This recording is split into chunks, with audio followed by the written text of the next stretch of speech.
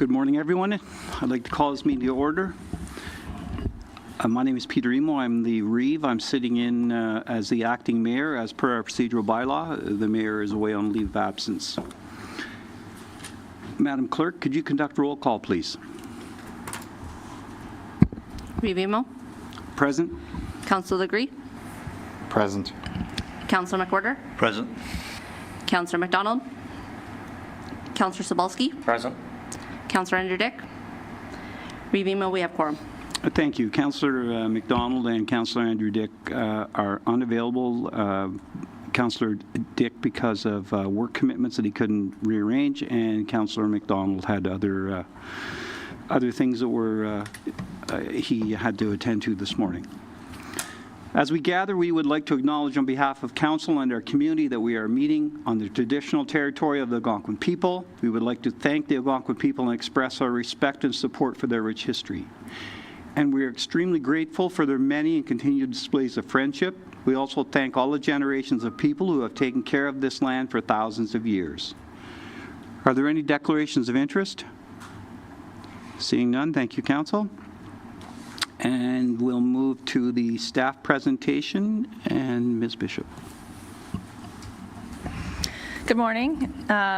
So today we are going to talk about roads prioritization and sidewalks in this structured town hall. My name is Andrea Bishop. I'm the Director of Infrastructure, Public Works and Engineering. So next slide, please. So the outline for today is just a welcome and introduction. We will be going through the purpose of the session, an overview of the town's responsibilities, and our capital outlook for roads and sidewalks. So next slide. So the purpose of this presentation is to provide an opportunity for the public to understand the operations and maintenance, asset management, and budget considerations in the town of Renfrew. We will also inform residents on how road reconstruction projects and resurfacing projects are prioritized and gather feedback on any local priorities.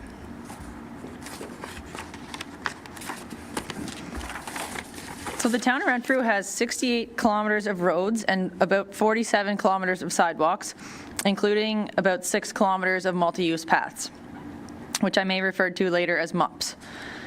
We have 3 different road classes. There are about 11 kilometers of arterial roads, 13 kilometers of collector roads, and about 44 kilometers of local roads. So arterial roads can be defined as major roads designed for a large volume of traffic between 2 areas, something like O'Brien Road in our case. Collector roads collect traffic from local streets and move traffic to arterials, like Harry Street or Hall Avenue. And local roads are designed primarily for accessing properties. So our roads in town have been assessed using a pavement condition index, and that can range from 0 to 100, based roughly on the chart you can see on the right, where 0 has failed and 100 is basically a brand new road in excellent condition. The average PCI of the roads here in Renfrew are estimated to be 59. Sidewalks here have had no formal assessment, but a sidewalk condition index is proposed for 2026.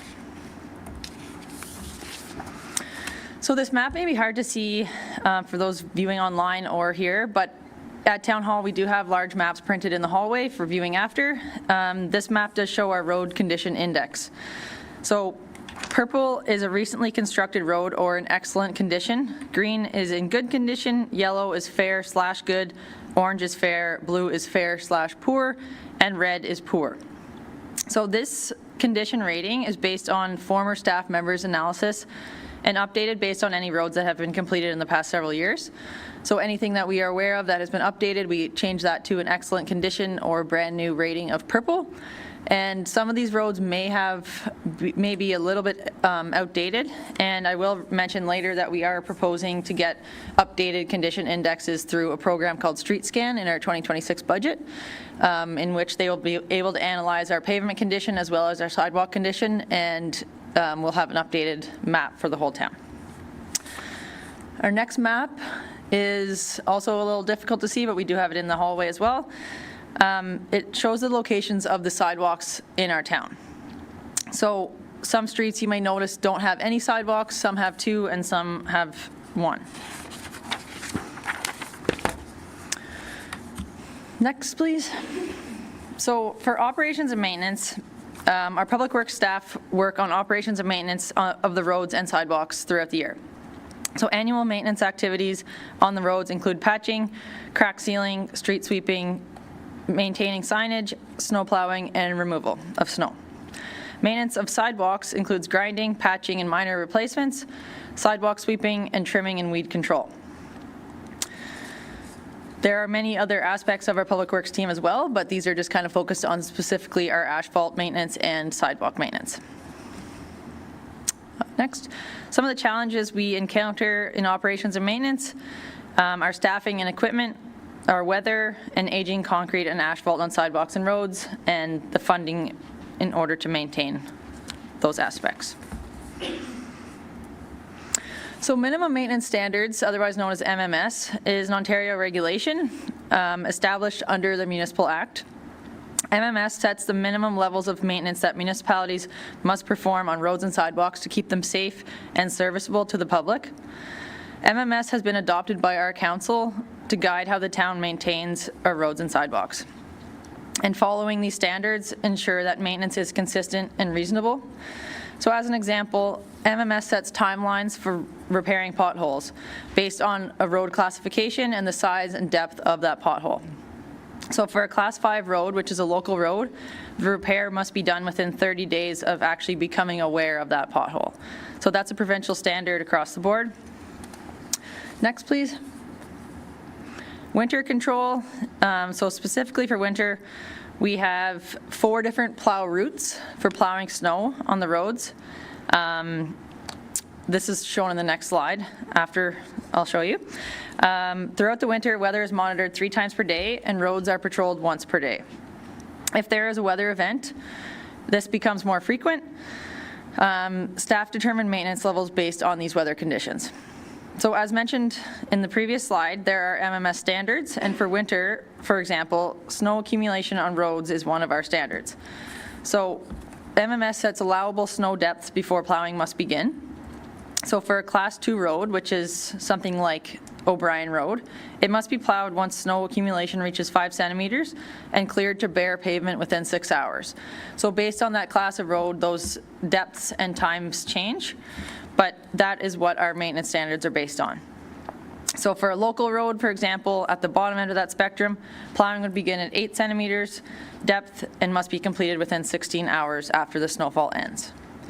So this allows higher priority areas to be cleared first and ensuring safe travel routes for emergency and high traffic areas. In the case of a major winter storm, which we've had a few in the past few years, we can declare a significant weather event, and that means that the standard timelines for MMS are temporarily suspended. So those regular standards are kind of delayed, and they're basically our public works staff is working as hard as possible with the staffing and equipment and resources we have to get the snow cleared, but those standards, we can't hold our staff to those standards. So once the event ends, the regular MMS timelines resume. So this provides flexibility when conditions make it unsafe or impossible. For example, if our crews are out plowing from 4 in the morning until 8 at night, they need to have a break.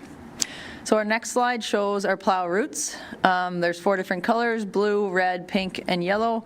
And those are roughly where different operators plow areas. That's, I believe, also printed in the hallway for viewing later if you'd like. Next, please. So winter control for sidewalks. This is completed using 3 different plow routes, which is also in the next slide. Snow removal takes priority in the downtown area near schools and near the hospital.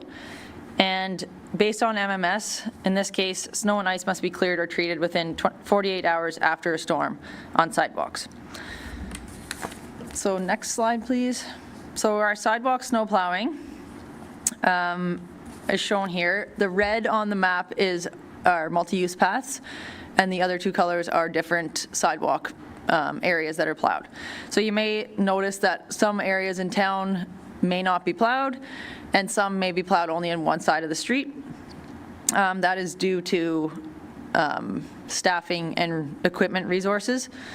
And the next slide shows our snow picking schedule. That's otherwise known as snowbank removal. Next slide, please. Oh, sorry, go back. My apologies. Next, the three-night picking. Yes. So this occurs in busy or high-traveled areas of town. The three areas, let's see if I can see the colors here. Orange is night 1, blue is night 2, and yellow is night 3. So this is when our staff work overnight to remove big snowbanks in town in order to make it safer for travel and for pedestrians. So our next section is kind of on our future road priorities. And this, we did talk about this briefly in our asset management plan presentation a few months ago, but some of these are based on jobs that have already been in design process and then confirmed by the asset management plan for priority purposes. So our next 4 priorities for roads are collector streets: Hall Avenue, Harry Street, Monroe Avenue East, and Opeongo Road. So as I said before, collector roads are connected to arterials, and they also connect all those local streets as well. So they are heavily traveled. So minor rehabilitations and maintenance programs are also a priority. There's more focus on these to prolong the lifespan of the newly constructed roads or roads that have been done in the last 5 to 10 years, which utilizes cost-effective treatments before the road degrades to the point of requiring costly full reconstruction. So staff is planning projects to apply the right treatment at the right time to maximize roads' useful life while minimizing investment. Surface treatment can include shave and pave jobs, surface treatments like microsurfacing and crack sealing, and these can extend pavement life by 5 to 10 years. So the next slide is showing our proposed future projects, and those just mainly highlight our Hall Avenue, Harry Street, Monroe, and Opeongo, as well as a few small little projects that are on the go. This map, I understand, is also difficult to see, but we can potentially post this somewhere for better viewing online. Next slide, please. So there are many factors included in road prioritization, and it's not just based on the condition, which I've been speaking about a lot. So staff evaluate the maintenance needs and the cost for maintenance, traffic volume and use, safety, underground infrastructure, and time of need. Does it need the treatment now, or would it be able to take that same treatment in 2 to 3 years? And is the road rapidly deteriorating or not? So we're using the data we have to make the most informed decisions and also consider the recommendations from our supporting documents, our recently completed asset management plan, our recently completed master transportation plan, and the ongoing master servicing plan. So there are different recommendations in each of these plans. Master transportation is giving us recommendations for short-term, medium-term, and long-term projects throughout the town. So these all kind of come into play when we're talking about which roads would be in the upcoming budget. Next, please. This chart is an example of how road reconstruction or rehabilitation can work. The PCI is noted on the left-hand side of the graph, ranging from 0 at the bottom to 100 at the top, and the years are on the bottom. So over time, all roads are going to naturally deteriorate. This graph shows 3 options. Do nothing is in blue, best practices are in red, and worst first is in green. So blue means that there's no intervention. Roads will steadily decline until full reconstruction is required. Red means regular maintenance and timely rehabilitation. And green means that the funding would be focused on fixing the worst roads first. So the blue approach leads to rapid and irreversible condition. The green approach shows short-term improvement, but it's not sustainable as the roads just range from poor to fair. And the red approach means maintaining a higher overall PCI for less cost by addressing issues before there's a major failure. So therefore, smaller jobs are often more cost effective and maximize the useful life of the asset. Treating roads before it's too late can greatly prolong the life. Next, please. So for sidewalk priorities, our methodology includes several items and criteria. So safety, accessibility, connectivity to schools, costs of replacement, condition, and integration with other roads projects. So we may decide to add in sidewalks on certain projects that are nearby of a certain capital project to minimize disruption, or we may implement a new sidewalk near a school where safety is a consideration. So this same map was shown earlier. It shows our 5-year capital outlook, including some of those minor rehabilitations and maintenance programs. Those are included on this map, but they have not been approved. The 4 main projects have been approved for design, but not for construction, but mainly are tender ready at this point, and hoping to get those in the next few years of our capital budget. And of course, our priorities may change in future terms of council, but currently that is what staff is asking for. So lastly, just to tie in asset management a bit, it was discussed earlier that our average PCI is 59, but the PCI of our arterial roads only, like our major routes, is 85 because a lot of them have been done fairly recently. Collectors is 65 and our local roads is 50. So, as noted in our asset management plan, Renfrew's arterial roads have an estimated remaining life of 21 years, as they've been done fairly recently, and therefore the recommendation from our plan is that for the next decade, Renfrew could focus on collector roads, and to save on mobilization costs, connected local roads could be included where sensible. So such as in the case where we are going through the design process for Harry and Joe. Harry is a major collector road, and Joe is a side street that's a local road that can be easily connected onto that project. So should the collector roads be focused on, there's a risk that our local roads will further deteriorate because they're not getting that attention.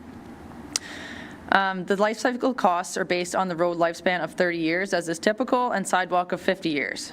The required annual funding for both could be decreased if the life cycle is increased. So if we maybe implement some of these strategies to extend the life of the road and sidewalk, our annual funding requirement can be lowered.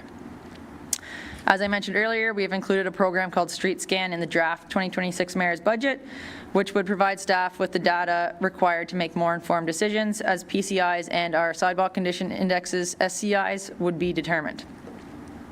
So at this point, we do not have a specific 10-year forecast, but that would be updated as we're following our asset management plan recommendations, and we're getting our updated condition index data over the years. And I will just note that our strategic plan for Road to 2035 includes action items for roads and sidewalks, including increasing the number of lane kilometers rehabilitated and continue to invest in active transportation through appropriate expansions of the town's sidewalks and multi-use pathways. So that's all I have for my presentation today. So I think we are open to questions now. Thank you. So we'll start with the questions from the public, and then we'll move to council. What I'd suggest is we'll take before the questions, a 10-minute recess to give you an opportunity to go out and take a look at the maps, if that's okay. Is that acceptable? Do you need to look at the maps? Okay, so we'll come back at 10:30 and start off with questions from the public.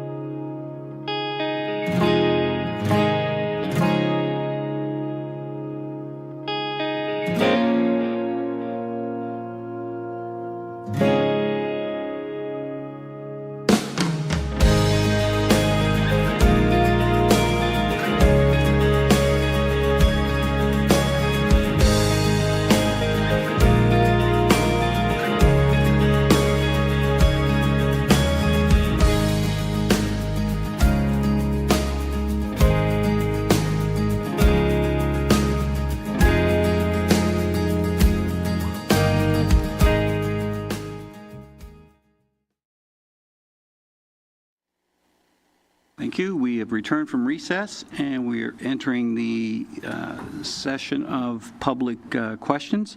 If you have a question, please come to the mic and state your name and just your general address, if you don't mind, please.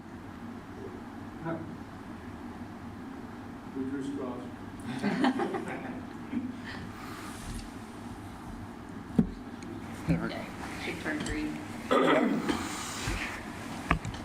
Name Andy Bolt, Arundel Avenue in Renfrew, and more coming with just some suggestions. No major questions. As far as your priorities, I would completely agree with the list that you have in terms of major areas that need some work. One of the things that's been top of my mind, and I've just, I've been using the multi-use trails for a number of years from a walking standpoint. I just rediscovered them in a different way in cycling, but I could only give you compliments about them. I mean, they're wonderful in every aspect, in terms of the amount of space, the safety of them, just watching how they're cleaned in the wintertime with snow plows. People are using them constantly. They're well marked, and it's great that they're getting more and more connected through town. So from that standpoint, I would certainly encourage the continued development of the multi-use trails. But there's kind of coincident with that is also decisions for sidewalks. And I'm sure you've got plenty of feedback over the last year or so from about Hall Avenue, and I'm not sure what the plan is or the design is for the rest of Hall. My understanding from other presentations has been too that's expected to be a main use road as the town grows, and of course it's narrowed it down, and I see challenges with snow plowing, snow clearing, whatever, but just looking at the pure expense of having a multi-use lane on one side of the street and a concrete sidewalk on the other side seems like not only does it create issues for you, but it's, duplication of cost, duplication of maintenance. Of course, I live Arundel, which is just off of Raglan South. I mean, that is probably one of the busiest streets in Renfrew. There's only a multi-use street. It's also a school zone, and it's extremely functional. So I think it is pretty hard to justify. I mean, you can understand Raglan Street downtown where you'd want sidewalks both sides, but most streets in Renfrew, I would be hard-pressed to justify having sidewalks on both sides. And I think if when you're planning going forward, if you could really take a hard look at, only putting concrete sidewalks where they're absolutely necessary. Again, my neighborhood, I don't know whether you would call Arundel a collector street or whatever, but I mean, it is a very busy street. We have no sidewalks. No one's wishing there were sidewalks. We function very, very well. I see some of the new subdivisions now. The developers have to put the sidewalks in at their cost, but are they really even necessary? Because eventually, we as taxpayers have to take them over and look after them. So I think a really hard look could be taken at where those sidewalks are needed, and just keep investing in those multi-use trails. I know that Hall is on the list of priorities for this coming year. I expect there's a fair amount of design work done, but I would really hope that it's not too late, and it shouldn't be too late to make that change. Even if you had to move the multi-use trail for the rest of it to the opposite side where the existing sidewalk is, I mean, taking a shift across the street is not a major hardship, and it's right at Bar Street where there's already a crosswalk light and everything there. So completely unrelated to that, because we were just in the hallway, we were talking about the other access to Mattaway Park. Again, with my newfound activities, I use the Millennium Trail a lot, and of course, I would call it the old trestle that comes right off of Renfrew Avenue that goes right over there. It's such a short, straight route. You got a roadbed that's already existing there. Two thoughts would be, A, could it be doubled in width and make that your new road in there, extra road in there? But even if it was just a single lane road with crash barriers on both ends, that could be an emergency route in there if you needed to get in. So just throw that out. Versus, considering it that a main new road all the way from O'Brien Road, or not O'Brien Road, yeah, it would be a major expense. So thank you. Thank you. And just a quick note on the multi-use pathways. The original intent was to try and get to set them up in such a way that there were a series of loops for people, and with the idea to make it easier for accessing town, some of the points in town, but at the same time also to use them for physical activity. So nice to see that you're enjoying them and they're used as we'd hoped they'd be. Thank you. Sir. Hi, I'm Bruce Rozicki, live on Stevenson Crescent, but I'm not here to talk about Stevenson Crescent, so rest easy on that one. My background is a career with Enbridge Gas, mostly in construction and operations, and I've been a director on the board of Renfrew Hydro for the past 10 years, so I got a lot of experience in road construction, sidewalks, worked around it my whole career. And I've noticed over the past number of years, on occasion, we've had our company works folks replacing sidewalks. And I'm wondering if an assessment has been done on their cost effectiveness to do that type of work. I know in my time with Enbridge, we made a concerted effort to pull back some types of work from our contractors and have our company forces do the work. And we found that they were extremely cost effective. There's no profit margin built in. We have much more cost controls, estimating jobs. There's no tendering costs. And I'm just wondering, have we ever taken a look at whether using those folks in town to do that type of work? I'm not talking large projects, but if there's 100 meters or something like that to be replaced, or a small street or something, would it be cost effective to use our company folks? That's one question. The second one is around the O'Brien Road project from 2024, and looking at the criteria, the methodology that Director Bishop provided here. I'm not seeing that a lot of that criteria really applied to that project. And it's more honestly about the timing of that and why we seem to be hell-bent on doing it at that time. I'm not questioning the design of roundabouts and things like that, but I'm wondering what type of criteria does council use for projects like that are significant, involve road reconstruction, that don't necessarily fit with a 5-year plan.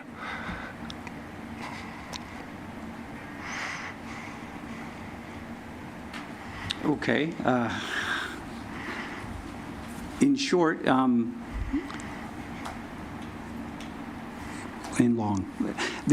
that whole project started in 2013, I believe, with Lisgar, with a commitment to the provincial government to advance the construction all the way through to the Highway 17 intersection.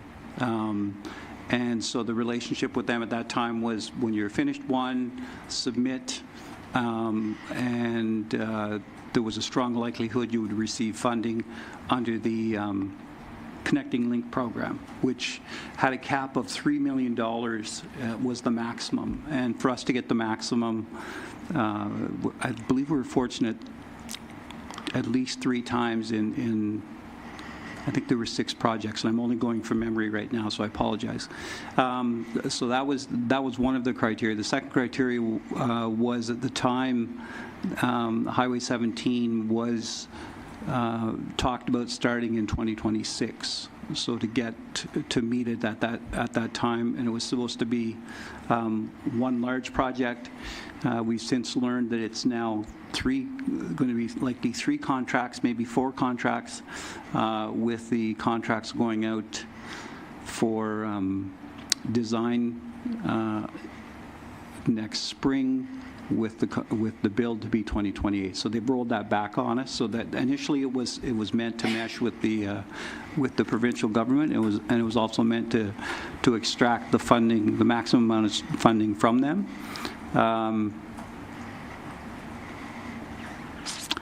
There were a couple other things, but I can't think of what they were right now, Bruce, to be honest with you. Okay, I guess my comment then that I imagine from what I've seen then, projects like this are simply debated at council and positions put forth.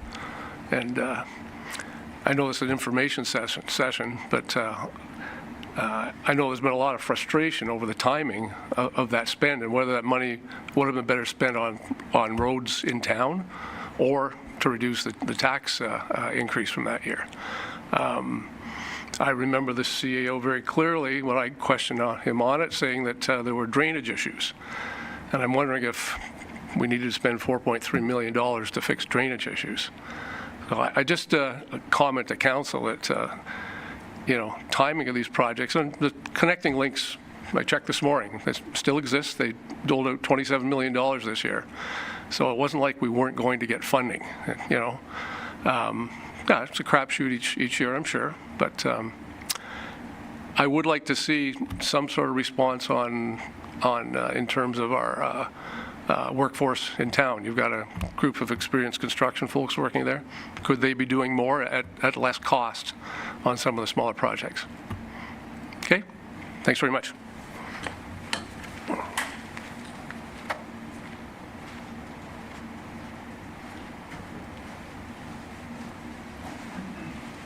Thank you. Good morning. Morning.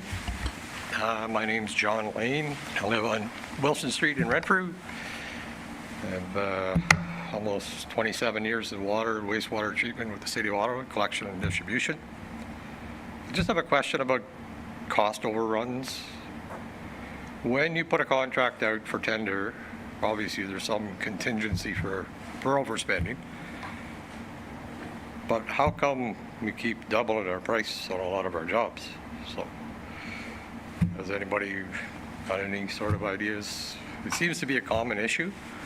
So, not just myself, but a few of my friends have asked, and I have the day off, so I decided to come and ask the question. Sorry, I just gotta move this closer. We can't hear you on live. Oh, sorry. So, if there's any quick answer to maybe some of the cost overruns, maybe you can enlighten us.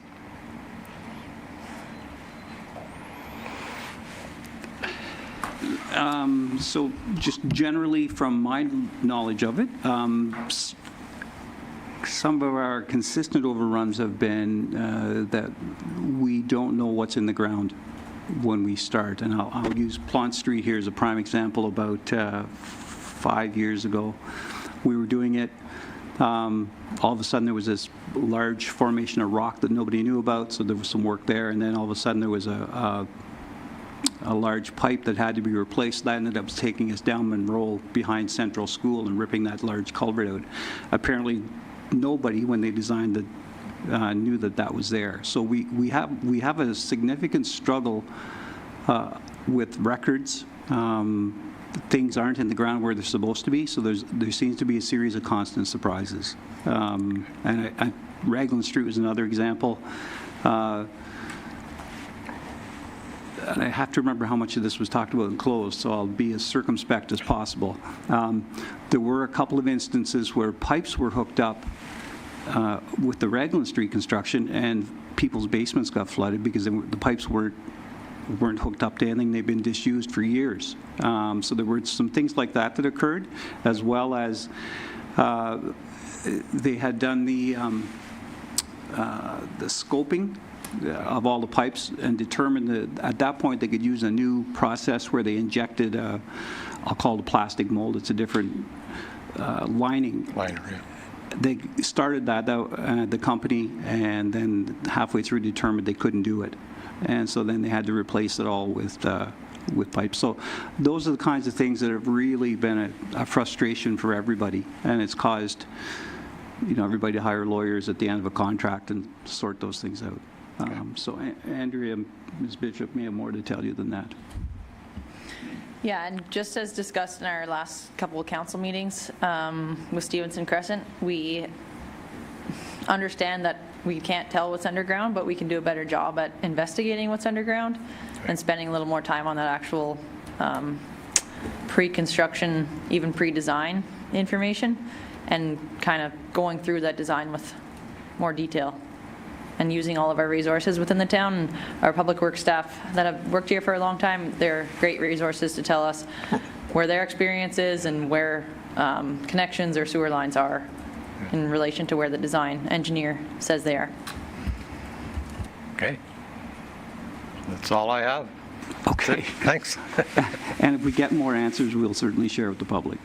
But just as a reassurance, it's very frustrating for all of us to sit here as well, because you work hard on a budget, you decide on what's going to be, you get a contract, you think you're rolling along, and all of a sudden you get news that there was a utility or a pipe that wasn't supposed to be there. And we even found an old oil tank on, was it Argyle Street? There was an oil tank buried, an old fuel tank buried in the street, partially in the street, that had to be removed, and then, so you have to stop the job, bring in testing and all of that. So there's stuff like that that I know is frustrating for you, but it's equally as frustrating for the rest of us. But we are trying to tighten it up, as Ms. Bishop says, by making sure we understand more what's underground and tighten down the costs. And it would be refreshing to have a job done and not have to go to a lawyer when you go to have the company come back and replace stuff. And so you spend a year planning the job. You let the contract, in theory, you have a year of construction work, and then seemingly you have 2 years of disagreement to get the job actually finished. So that's been one of the frustrators as well. So anyway, is there any other questions we can? Okay. Thank you very much. We appreciate it. If you think of anything else, the clerk is accepting written submissions, questions, comments until the 17th, I believe. Yes, up until the 17th. So if you wish to send them, and they'll be included then in the minutes package that we produce for this meeting.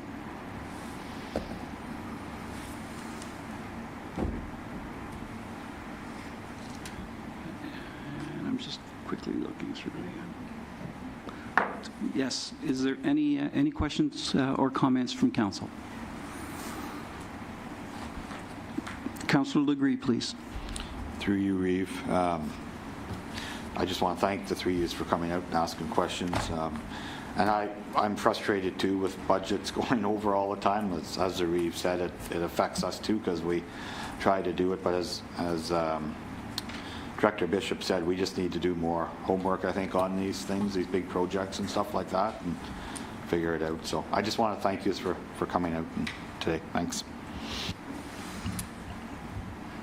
Gentlemen, nothing? Okay. Oh, Councillor McWhorter. Your Chair, just a statement. Again, thank you, gentlemen, for coming out. Not everybody takes a big interest in their community, and it's nice to see that. Just something I think I missed. We do hire a firm to do the engineering of the projects, and moving forward, I think our staff are going to work closer with them, even though we are paying them good money to do what they do. There are always, as they've said, issues that can arise. I'm sure most of us don't even know what's buried in our own backyards, probably. If you've bought houses over the period of time, sometimes that happens. It's like having a crystal ball. You really can't tell until you get into it. There are testing that the engineers do, but I think more invasive testing should be done. And staff has agreed that they will work more closely with the engineers that are trying to do those projects and do more invasive testing to try to get better answers for the situation. So, and again, thank you for coming out. I appreciate that. It's great. One of the things that Director Bishop will do is at the end of the year is review the performance of the consultants, and so some of them may get axed at the end of the year, and we'll go out, because I think we have a short list of 5 at this point, and there's probably 2 that aren't going to survive the cut. Not to prejudge it, but all right, thank you very much. And with that, I guess we will adjourn until this afternoon at 5:30. All right, thank you very much.